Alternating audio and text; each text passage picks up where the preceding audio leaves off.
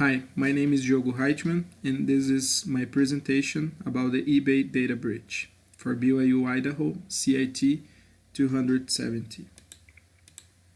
I would like to start with this summary.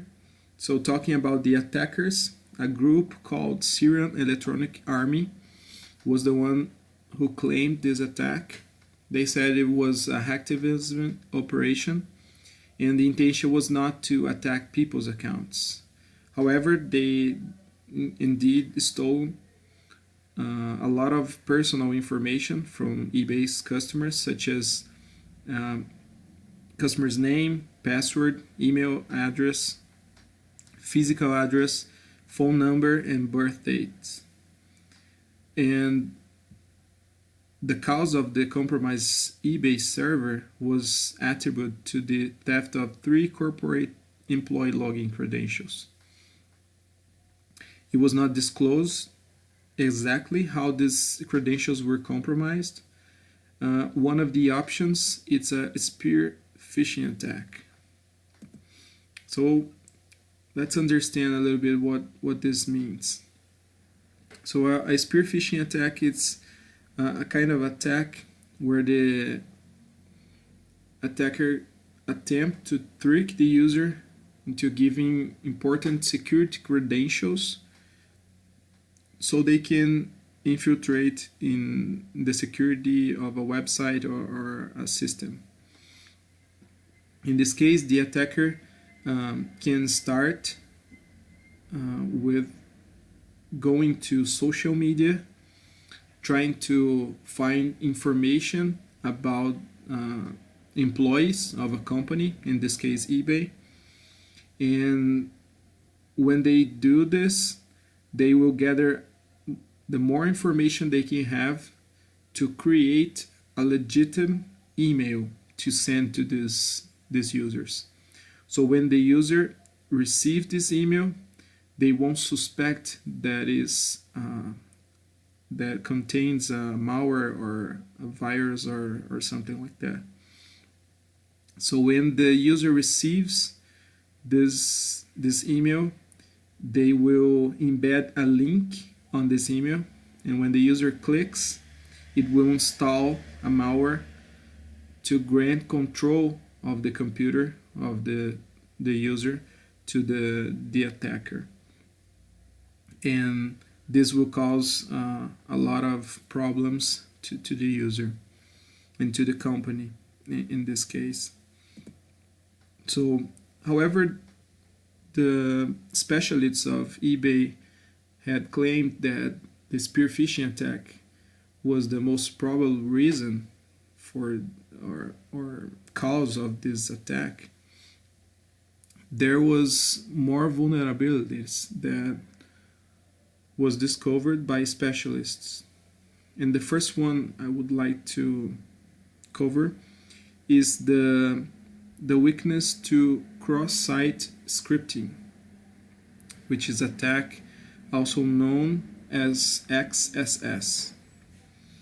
In this attack, the attacker will use a code injection. So instead of sending an email to the user, the attacker will embed a link in a web page that the user frequently use. And when the user clicks on this link without suspect, they will be redirected to other web page that claims to be legitimate, but it was created by the attacker.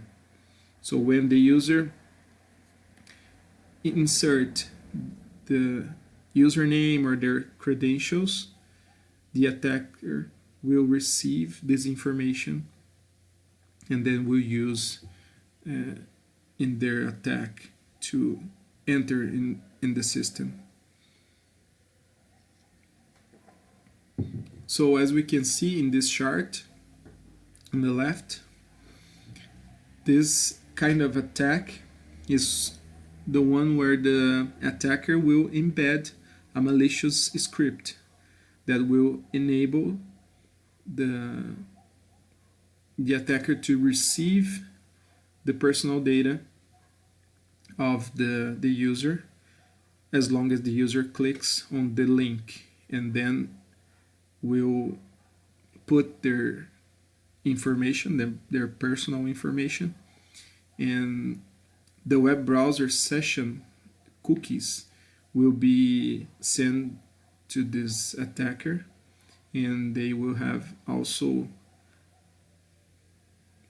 access to the more private data that they can put on this page. So it's a very dangerous attack and can steal a lot of personal information, and sometimes it's hard to track because the attacker will also create a clone of a web page, so the user won't think that it's suspicious because it's identical to the page that the user is used to log in. A second vulnerability was also discovered on eBay, and this one it's exploited in the eBay's forgot password process. So when the user tries to change their password using this method, the attacker can intercept the user request and then change the password as it was the user. And then when the user tries to use the password they've just set, it would be changed because the attacker will send or will change first this password and will have completely access to the user's account. As we can see on this chart in the right, we can see that when the eBay sends the password change request to the victim, which is an email, in the web page, the attacker can save and intercept this request by using the rec input parameter. It will be more clear in the next slide. In the next slide, here we can see a print screen where we can see this input, this rec input parameter, how it works, and it is very easy to access this just by using a browser inspect element option. So when the attacker have this rec input parameter, we can intercept the request of the user and change the password before the user had a chance to do it. So how this works in more details. So here's a step-by-step. So if the user clicked in the password reset link in the email, the attacker would use this rec input value to create another HTTP request to eBay server to set a new password chosen by the attacker.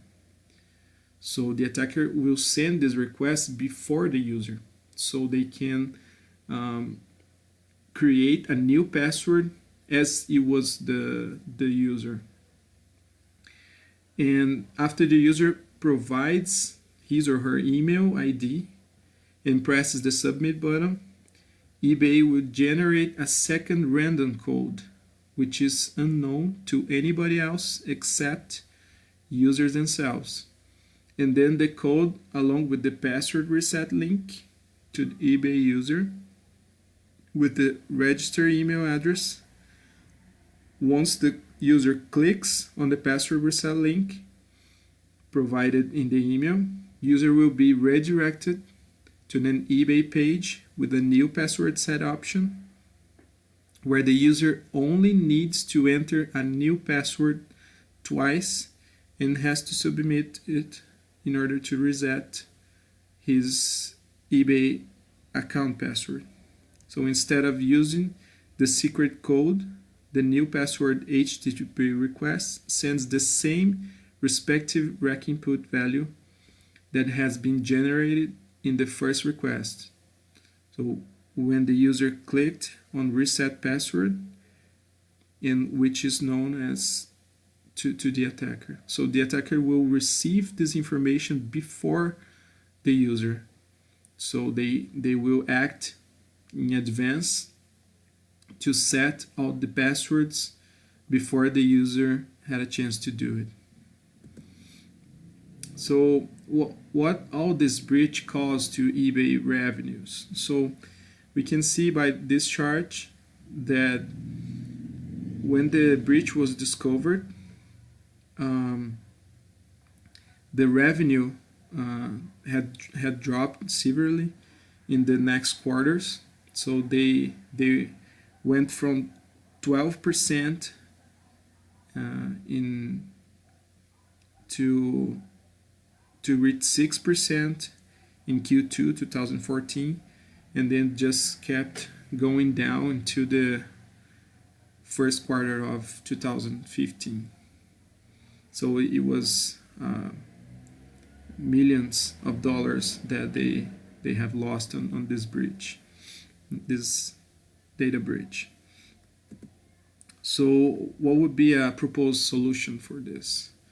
So this has to involve a variety of different layers that can help to identify and prevent this kind of breaches.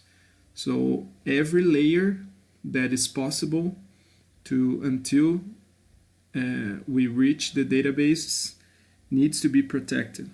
So a host layer, for example, would include a malware-specific software, file integrity management, web browser protection, and more. The server or platform layer will also have its own centralized log management solution, and password rotation, regular basis, antivirus protection for all servers. The network layer must include centralized patch management and the ability to visualize a security scanner regular, to utilize a security scanner regular, and a firewall with tight access controls. So all this together can prevent this kind of breach, because the attacker would have to transpass all these layers of security until they had a chance to access the company's database. So in the next slide, we can see all these layers in this image.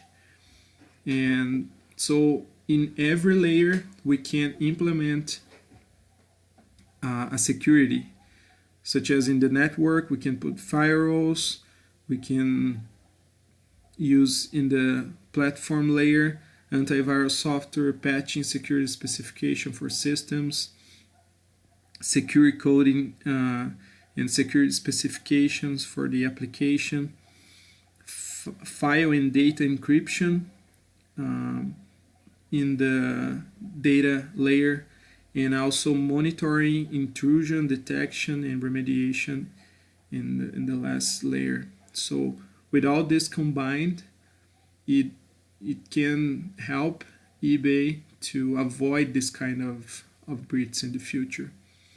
So all these methods will require well-trained staff, but when executed properly, it can be very helpful to the company.